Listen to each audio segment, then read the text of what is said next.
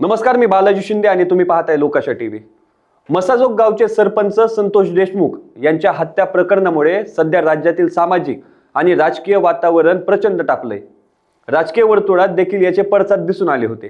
अशातच आता या प्रकरणाची सुनावणी सुरू आहे।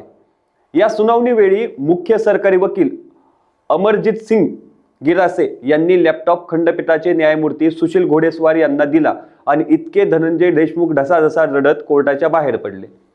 जामिनावर सुनावणी प्रसंगी मुख्य सरकारी वकील अमरजीत सिंह गिरासे यांनी देशमुख यांच्या हत्याकांडांचे 21 व्हिडिओ खंडपीठाचे न्यायमूर्ती सुशील घोडेस्वार यांना दाखविण्यासाठी 12 डिसेंबर रोजी लॅपटॉप दिला होता। त्यात संतोष देशमुख यांना कसं मारलं याचे व्हिडिओ आणि फोटो होते। हा भयंकर प्रसंग पाहून पत्नी आणि भावाला रडू कोसळलं।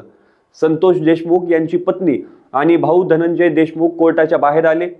त्यावेळी इतर सहकाऱ्यांनी त्यांना सांभाळण्याचा प्रयत्न केला।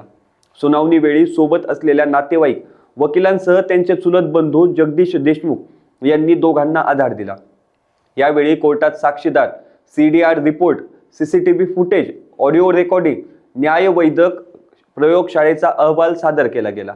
हत्येवेळी वाल्मिक कराड आणि सुदर्शन घुले यांच्यात संवाद झाला होता असा युक्तिवाद सरकारी वकिलांनी केला। कराड याने अवादा कंपनीकडे 2 कोटींच्या खंडणीची मागणी केली। सुदर्शन घुलेला कंपनी बंद करण्यास पाठविले। घुलेने दलित वॉचमनला जातीवाचक शिवीगाळ व मारहाण केली। अधिकाऱ्यांना जीवे मारण्याच्या धमक्या दिल्या असा युक्तिवाद करण्यात आलाय। अशाच ताज्या अपडेटसाठी लोकाशा टीव्हीला सबस्क्राइब करा आणि लाईक करायला विसरू नका।